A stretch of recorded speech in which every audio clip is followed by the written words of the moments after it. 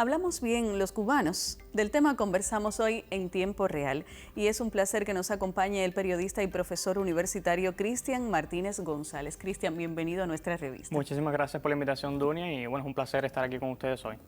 Bueno, pues este joven que atesora varios premios del Concurso Nacional de Periodismo 26 de julio y también nos invita a su blog Buen Idioma. Así es que con esta invitación comenzamos nuestro diálogo. Ya había hecho algunas interrogantes, pero vamos a ser un poco más específicos. ¿Qué características particulares tiene el español hablado en Cuba en comparación con otras variantes del idioma, Cristian? Bueno, antes de responder esa pregunta, creo que es importante dejar claro desde un inicio que los cubanos hablamos bien el español. Esta idea que se tiene de que se habla mal, de que quizás en algunas regiones en específica existe la creencia de que se habla mejor que en otras áreas del mismo país. Esto no es así.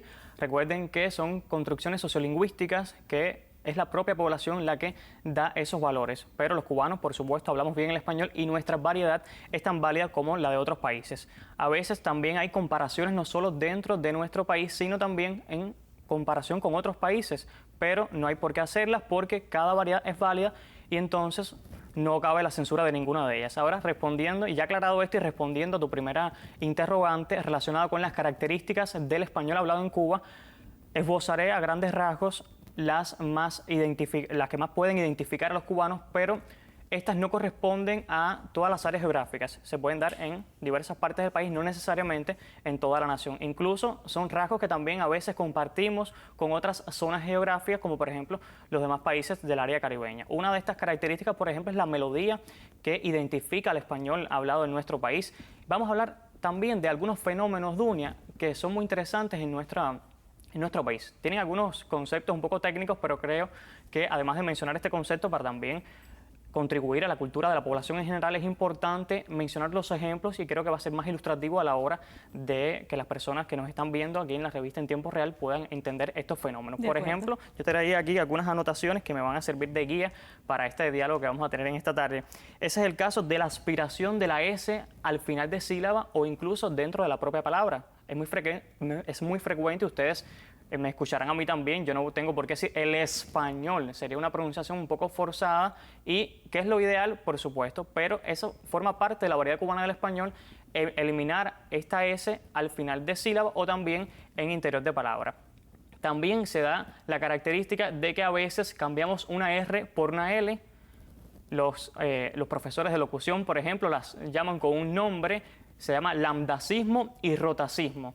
Ese es el caso, por ejemplo, de cuando decimos primer en lugar de primer o cuando decimos mi amor en lugar de mi amor.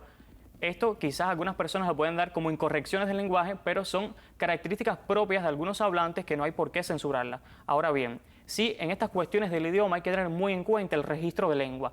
Es obvio que en un registro culto, en un registro formal, es preferible optar por la pronunciación más adecuada que puedan tener las palabras y, por supuesto, lo más apropiado en un registro formal sería decir primer y amor con esas R's ahí bien pronunciadas, al igual que con esas S que a veces coloquialmente decimos no las comemos, nos las comemos, vean ahí, también ya aspiré, como en fonética se podría llamar, aspiramos estas S a veces, incluso a veces también neutralizamos algunas consonantes, como por ejemplo la D, a veces decimos estoy cansado, o aquí tengo un dedo en lugar de un dedo, o en lugar de estoy cansado, con esa D hay características. Otros fenómenos interesantes aquí en el español de Cuba puede ser lo que en lingüística se llama aféresis. ¿Qué es esto de la aféresis? Bueno, cuando omitimos el sonido inicial de una palabra, como puede ser una vocal, por ejemplo, y en lugar de decir ahorita, decimos ahorita, con su H característica, como recomiendan las academias de la lengua española. También se da el caso de la apócope, que esta es muy, pero muy frecuente, y no solamente en español, sino también en inglés. Esto que en inglés se llama a veces como blending, esta llamada sinalefa, esta confluencia de sonidos, lo que en lingüística recibe el nombre de apócope, que eliminamos una sílaba de una palabra y en lugar de decir, por ejemplo, vamos para la casa, que es muy frecuente, que usted también puede que a veces lo haya dicho, vamos para la casa. Pero estas son construcciones propias del registro coloquial que no cabe su censura y que en esos registros, lo reitero, es válido su empleo y son rasgos que nos identifican a nosotros como los cubanos y como comenté al inicio de la intervención, también los compartimos en muchas ocasiones con otros países del Caribe. Bueno, ¿crees que influye la historia y también la cultura cubana y además nuestra idiosincrasia en la forma de hablar de los cubanos? Bueno, por supuesto.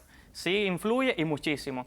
Por ejemplo, en el caso del ámbito deportivo, a veces traemos muchas palabras o muchas expresiones de este ámbito y las usamos en el lenguaje común.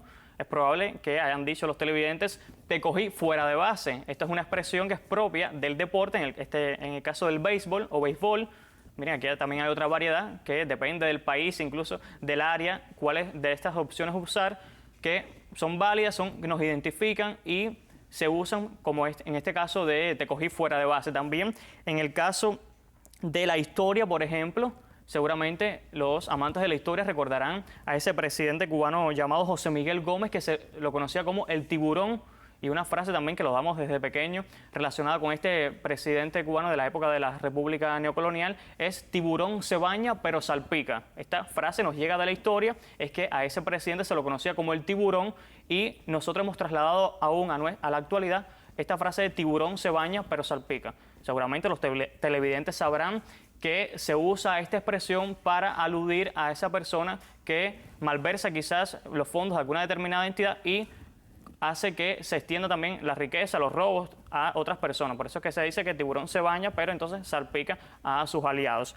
También en el caso de la literatura, a veces nos han llegado frases a la actualidad. Ese es el caso de completo Camagüey, para afirmar algo y lo decimos rotundamente. Esto, según los diccionarios de frases populares del español de Cuba, tenemos que este de completo Camagüey es de una novela de Daniel Chavarría, según esos diccionarios que he podido consultar. Volviendo al tema de los juegos que ahorita mencionaba, pero en el caso del béisbol, también aquí en Cuba es muy popular el juego del dominó y a veces decimos se pasó con ficha en otro contexto que no es propiamente el del juego, y entonces es este otro ejemplo de frases que podemos citar aquí en esta conversación que tenemos.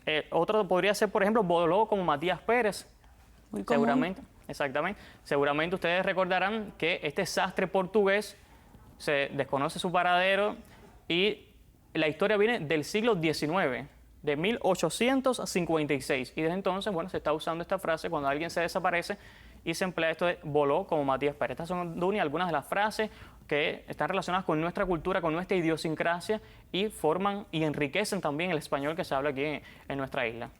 ¿Cuáles son algunos ejemplos de pronunciaciones o, bueno, frases ya habías mencionado, pero algunas pronunciaciones que se utilizan propiamente dentro de nuestro país? Bueno, a veces son tan nuestras ya esas palabras, Dunia, que no pensamos que son cubanismos, así técnicamente se llaman cubanismos, o sea, esas palabras o expresiones que son propias del español de Cuba, aunque a veces se trasladan a otros espacios. Por ejemplo, ese es el caso de presilladora. ¿Sabías que presilladora era un cubanismo? Esta es una palabra muy común y, sin embargo, es propia del español de Cuba. En otros países usan grapadora. Y ahí estamos ante una disyuntiva. Bueno, ¿cuál usar en nuestro país? ¿Cuál será preferible en Cuba, usar presilladora o grapadora? Bueno, si la propia, si la nuestra es presilladora, por supuesto, lo ideal es que se use presilladora. Algo muy interesante ocurría con respecto a esto durante la pandemia. Un sustantivo que se usó muchísimo como palabra y como prenda también fue el famoso nasobuco. Hay quienes rechazaban usar el vocablo nasobuco. Finalmente entró en el diccionario académico, el diccionario de la lengua española, que se puede consultar en la página web de la Real Academia Española, que es dle.rae.es. Esta es una palabra que también se comparte con el español que se habla en Nicaragua. Y nasobuco es la palabra que en Cuba se ha usado para determinar lo que en otros países, incluso también en el nuestro, se denomina mascarilla. Pero a veces en los medios se usó la palabra barbijo. Y yo decía, bueno, pero ¿cómo en el español de Cuba vamos a usar barbijo si eso no es una palabra propia de nuestra variedad? Es muy probable que quizás los hablantes no entendieran a qué se referían los medios de comunicación cuando esporádicamente usaron barbijo, como tratando de buscar un sinónimo de la palabra nasobuco. Barbijo es lo que nosotros denominamos nasobuco, pero eso se usa en América del Sur, específicamente en Argentina, por ejemplo.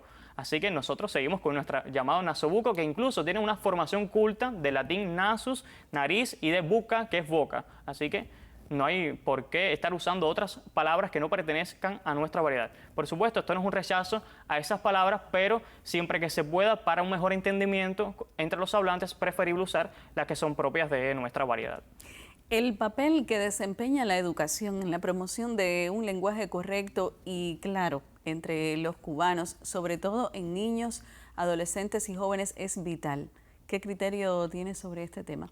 Bueno, Esto de las cuestiones relacionadas con el lenguaje, creo que también desde la casa se tienen que enseñar, se tienen que ir educando, porque al final, cuando llegan a la escuela, ya tienen ya una conciencia lingüística más o menos formada y la escuela es entonces la que se encarga de, con la asignatura de español y literatura, fundamentalmente, hacer que se comprenda cómo se habla el español desde edades tempranas. La enseñanza de la lengua española es de vital importancia, desde luego, como instrumento de comunicación. Cada vez más el español se ha convertido en una de las lenguas más habladas del mundo y cada vez que el Instituto Cervantes publica su anuario, nos damos cuenta de que el número de hablantes del español sigue en aumento y se está convirtiendo en una lengua franca, así que ya ocupa el segundo lugar en el cómputo general de hablantes. Más de 600 millones de personas lo hablan y, por tanto, es imprescindible que las instituciones dedicadas a su estudio, a su preservación, contribuyan también a la educación de los cubanos en sentido general.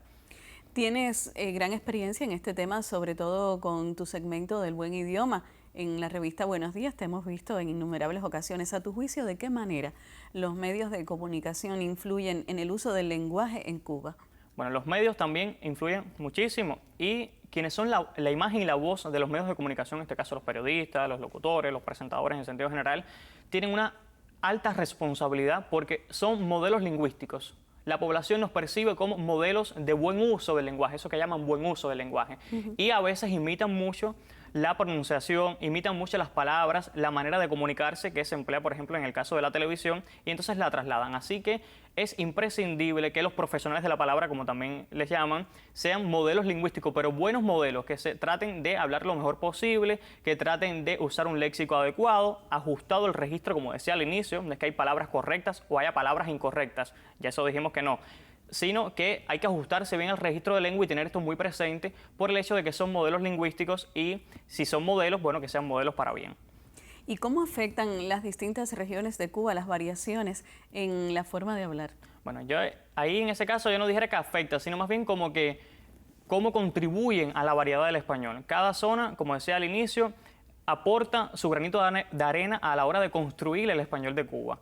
Y todas esas variedades, todos esos aportes van a ir formando esta variedad que ha tenido una influencia tremenda desde la propia formación del país, así que aún muchas de estas palabras se mantienen hoy día, como es el caso de Casabe, por ejemplo, en algunos topónimos, en algunos nombres de lugares, como por ejemplo Guanajay, Guamuaya, Guaniguanico y otras que cada región las usa o propias. Quizás otros ejemplos más ilustrativos podrían ser con referencia a algunos objetos que usamos, por ejemplo, que si cutara, que si llavín, los que si nombres pluma. de frutas. Exactamente, los nombres de fruta que son... La palabra compay. Exactamente, así mismo Tan es. recurrente, sin embargo, se utiliza en la región oriental. ¿Cómo no? Básicamente. Bueno, ¿existen esfuerzos en Cuba para preservar las particularidades lingüísticas del español cubano, propiamente dicho?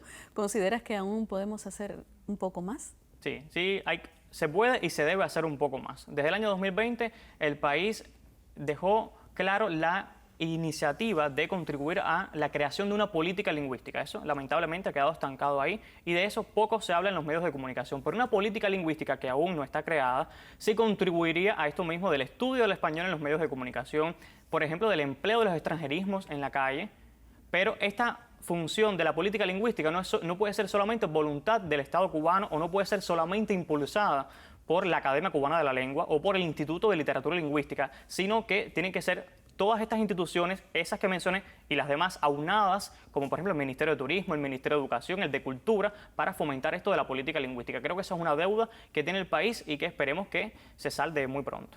Bueno, hablemos un poco más acerca de este particular, teniendo en cuenta que estamos muy cerca de la celebración del Día del Idioma. Leí en una entrevista donde dijiste que la frase martiana "háblese sin manchas" te anima a impulsar el buen uso del español en los medios de comunicación. Coméntame de este segmento que presentas cada semana en la revista Buenos Días y cómo surge la idea. Bueno, este segmento de Buen Idioma al Día es una extensión del proyecto Buen Idioma, cuyo fin, ya lo mencionabas, es impulsar el buen uso del español en los medios de comunicación. Se inspira en la Fundación del Español Urgente, una institución que con sede en España también persigue este objetivo, pero más bien con una visión panhispánica incluso. Nosotros aquí, en el proyecto Buen Idioma, lo que hacemos es ofrecer recomendaciones lingüísticas y claves de redacción que puedan ser de utilidad para los periodistas y aunque está enfocado en los medios de comunicación. Muchos son los hablantes que se acercan también al blog Buen Idioma para conocer curiosidades, para aclarar dudas ortográficas, léxicas y gramaticales. Y aquí vemos en pantalla el blog, que lo pueden consultar en buenidioma.com, y ahí en ese carrusel aparecen algunas de las recomendaciones que ofrecemos para los medios de comunicación y, como decía, también para quienes se interesan por hablar sin manchas, como nos exhortaba Martí. Decía que el segmento de los jueves, que se transmite más o menos a las 7:15 de la mañana todos los jueves, surge hace más de un año, en agosto de 2023, surge este segmento, y lo que trata es un poco de aclarar, de ser útil a los televidentes, de aclarar dudas sobre este buen uso del español, este español al que aspiramos todos, y hay diferentes vías para que nos envíen las consultas. ¿Ha habido retroalimentación? Sí, por supuesto, ha habido mucha retroalimentación, los televidentes nos escriben muchísimo, ya sea por las cuentas en las redes sociales y también por el correo electrónico, que es consultas@buenidioma.com. Ahí nos envían cientos de dudas sobre el español hablado en Cuba, tema de lo que hemos tratado en este primer momento de la entrevista, y también sobre cuestiones generales del español, curiosidades, también sobre gramática incluso. Son diversas las dudas que nos plantean. El segmento trata todos los temas del español y en estos días estamos tratando el tema de los signos de puntuación. Qué bien. Bueno, ¿cómo ha influido Buen Idioma en la percepción y el uso del español entre los hablantes? Bueno, ¿Ha tenido repercusión? Sí, sí. Por la calle me llaman muchísimo, incluso me preguntan dudas. A esa hora yo tengo que decir, bueno, hay que consultar, porque todas estas cuestiones tienen que tener un respaldo normativo a la hora de aclarar las dudas sobre el uso correcto del español. Muchos son los que se sumaron a nuestras cuentas, ya sea en Telegram, ahí es donde más seguidores tenemos realmente, el usuario es @buenidioma. Muchos se sumaron a esa familia en Telegram, donde ahí tenemos un grupo que es Dudas Buen Idioma, y ahí cada martes y jueves hacemos un cuestionario. Muchos son los que participan. Es un bot que existe en Telegram, como un programa que permite formular varias preguntas a los que se suman a esa hora, a las 10 de la noche, los martes y los jueves. Se suman ahí un grupo de amigos del Buen Idioma y compartimos, resolvemos esas preguntas que pueden ser de ortografía, incluso pueden ser de gramática. Creo que la sección desde un inicio ha contribuido también por algo que yo comentaba en el primer segmento, y es que el pueblo es el verdadero dueño de la lengua. Somos nosotros los que construimos el idioma y, por tanto, no hay razón alguna para censurar alguna palabra o para desestimar alguna expresión. Todo, siempre que se ajuste al contexto, hay posibilidad de usarlo y no hay por qué censurar ese tipo de expresiones, por ejemplo. Bueno, ¿cuáles son las dudas más frecuentes que tenemos los cubanos de acuerdo con las estadísticas, con las secciones, con los canales que tienes ya activados? Bueno, en el blog hay una especie de repositorio, de hecho se llama así mismo repositorio de dudas. Ahí están agrupadas algunas de las más frecuentes que nos plantean. Una de ellas, y es muy interesante, y es sobre la palabra hacer. Dicen, ¿es correcta esta palabra? ¿Se escribe con S? ¿Se escribe con C? ¿En qué registro usarla? Bueno, y tengo la responsabilidad de aclarar aquí hoy que hacer es una palabra correcta, que es una palabra que forma parte del español de Cuba y que tampoco hay razón para censurarla y menos para considerarla un vulgarismo como a veces se piensa indebidamente. Hacer es una palabra propia de nuestra variedad que incluso el diccionario de americanismos, que la documenta por cierto con las dos grafías, o sea con S y con C, y aunque Buen Idioma recomienda la grafía con S por ser más extendida en el uso, ambas son válidas. Como decía, el diccionario académico lo documenta, el de americanismos, que es un diccionario que agrupa las voces propias del español de América, recoge esas dos grafías y la da como válidas. Pero algo muy interesante en la entrada de hacer en el lexicón, o sea, en el diccionario académico, es una marca lexicográfica que dice que es una palabra popular, por eso decía que no es un vulgarismo, es una palabra popular, usada a veces incluso por personas cultas en un registro coloquial, o sea, espontáneamente. Así que no hay por qué censurar esta palabra, pero insisto en ello y hay que adecuarse al registro. No sería muy apropiado que yo en este contexto dijera, Dunia Cere, vamos a hablar sobre otras cuestiones. Por supuesto, este no es el registro para usar esa palabra. Sin embargo, sí hay otros registros de lengua en los que su uso podría ser más o menos aconsejable. O sea, se trata de colocarse en contexto, de ubicarse en el momento y en la circunstancia en la que se está hablando de un tema determinado. Bueno, creo que es importantísimo lo que mencionabas y es el hecho de que estés tratando por estos días en la revista Buenos Días el uso de los signos de puntuación, porque cuando se habla de idioma pensamos en palabras, en vocablos, en frases, en maneras de decir y a veces nos olvidamos un poco de los signos de puntuación. que tienen una gran importancia. Exactamente, esa es una de las dudas también que más nos plantean relacionada con los signos de puntuación. Hay, por ejemplo, una regla que se transgrede muchísimo y es la de no situar esa coma indebida entre sujeto y verbo. A veces se piensa, incluso a veces en las escuelas se sigue enseñando así, aunque la ortografía académica en el año 2010 indicó que a la hora de usar los signos de puntuación se va a tener más en cuenta las relaciones sintácticas entre las palabras que las pausas que se puedan hacer a la hora de pronunciar un discurso, por ejemplo, o sea, una oración. El mar es azul. Yo puedo ahí detenerme después de mar.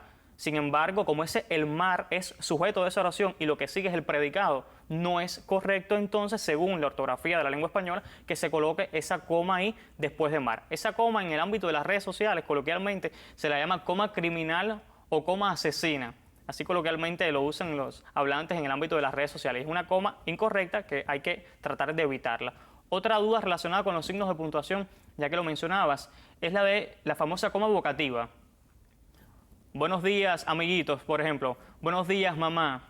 Hola, Juan. Esas Juan, amiguitos, mamá, son lo que en ortografía recibe el nombre de vocativos. O sea, son expresiones que se usan para llamar, para apelar al interlocutor. Si yo te digo, hola, Dunia, entonces ahí después de hola hay que escribir una coma y es la llamada coma vocativa. Esa coma, aunque a veces se enseña indebidamente así, no indica necesariamente una pausa. O sea, no es proporcional. Que yo diga, hola, Dunia, no hay por qué detenerse un poco ahí a la hora por ver esa coma. No hay por qué detenerse. Esa coma es para reflejar una relación sintáctica entre hola y Dunia y no para hacer una pausa necesariamente. Ahí se establece una pequeña diferencia entre lo hablado y lo escrito. Exactamente. A la hora de escribir, gramaticalmente sí es necesario, sí es importante. Y en cuanto al ejemplo que colocabas de el mar es azul, pues creo que iría una coma si hubiera una subordinada o algo por el estilo. Exactamente, ahí sí, si hubiera lo que también se llama inciso, o sea, una oración que interrumpe ese discurso, sí podría ir coma, pero en ese caso no. Porque creo que es tan importante hablar correctamente como escribir correctamente. Si tenemos en cuenta, Cristian, y quizás tú pudieras hablarnos de la trascendencia que puede tener un mal uso de una coma o de cualquier signo de puntuación en el significado de algo que queremos expresar de manera escrita. Bueno, creo que es muy popular el ejemplo, te enseña muchísimo en las escuelas, el caso de matarlo, no dejarlo vivo. ¿Cómo no? Matarlo, coma, no dejarlo vivo. Eso define la vida o la muerte de una persona. También, ese es muy popular, ya decía, pero también hay otros casos como hora de comer niños. Ahí, el que se olvide de la coma delante de niños va a cometer un problema grave ahí. Así que esa coma, como es la coma vocativa, debe escribirse y debe tenerse muy en cuenta porque de no hacerlo, de no colocarla correctamente, puede que ofrezca un enunciado ambiguo, sea un enunciado que pueda tener diversas interpretaciones. ¿El calor o la calor? Bueno, Dunia, esa es una de las dudas que con más frecuencia nos envían los televidentes. Bueno, aquí hay que decir, como en muchas cuestiones de la lengua, ya lo decíamos, que el pueblo es el verdadero dueño de la lengua y no las academias, como a veces se piensa. A veces el hablante piensa que las academias, y en especial la Real Academia Española, la RAE, es la que dicta y dice cómo hay que hablar. Y realmente esto no es así. Ellos tienen bien claro que el pueblo es el que construye el idioma. ¿Qué pasa con calor? Bueno, si consultamos el diccionario académico, dice que en el español general, o sea, la mayor cantidad de países lo usan en género femenino, en género masculino, perdón. Se dice el calor. Esto es lo más frecuente. Sin embargo, hay otras áreas geográficas en las que es válido su uso, como por ejemplo aquí en Cuba, sobre todo en el oriente del país. Muchos hablantes son los que dicen la calor, o sea, en femenino, y no hay por qué censurar este uso propio de ese registro, propio de esa región, y por tanto en esos lugares es válido su empleo. Así que ambas opciones son válidas. Reitero, el sustantivo calor puede usarse tanto en masculino, el calor, como en femenino, la calor. ¿Y qué pasa cuando decimos el agua, el azúcar y terminamos diciendo blanca, clara, el agua clara, el azúcar blanca? Bueno, esta también, estás dando ahí en la diana, esta también es otra de las dudas que más nos plantean y no solamente se da con agua, sino también con aula, con área, y lo interesante de esto es que estos sustantivos son femeninos, pero a la hora de comenzar con atónica, área, agua o también acentuada, en el caso de área, que llevaría su tilde ahí, aunque sean sustantivos femeninos, el artículo que se sitúa adelante debe ir en masculino. Muchas veces se piensa que es para que no existe esa confluencia de la agua, la área. Sin embargo, esto tiene una explicación en el latín a la hora de ese cambio de artículo, que a lo largo de la historia del español se fue cambiando el artículo y actualmente se ha mantenido en un grupo de sustantivos, por lo general los que comienzan con atónica o acentuada. Esta regla en la actualidad también ha tenido algunas variaciones. Por ejemplo, en el caso de árbitra, que es el femenino de árbitro, no se dice el árbitra, se dice la árbitra del partido de fútbol. Así, aunque les parezca extraño a algunos hablantes, se debe decir la árbitra. Así que esta regla ya se ha ido como un poco rompiendo y contradice un poco la que tradicionalmente usamos con agua, con área. También comentabas lo del adjetivo que debe ir detrás. Como decía, son sustantivos femeninos y por tanto ese adjetivo que va detrás debe ir en femenino.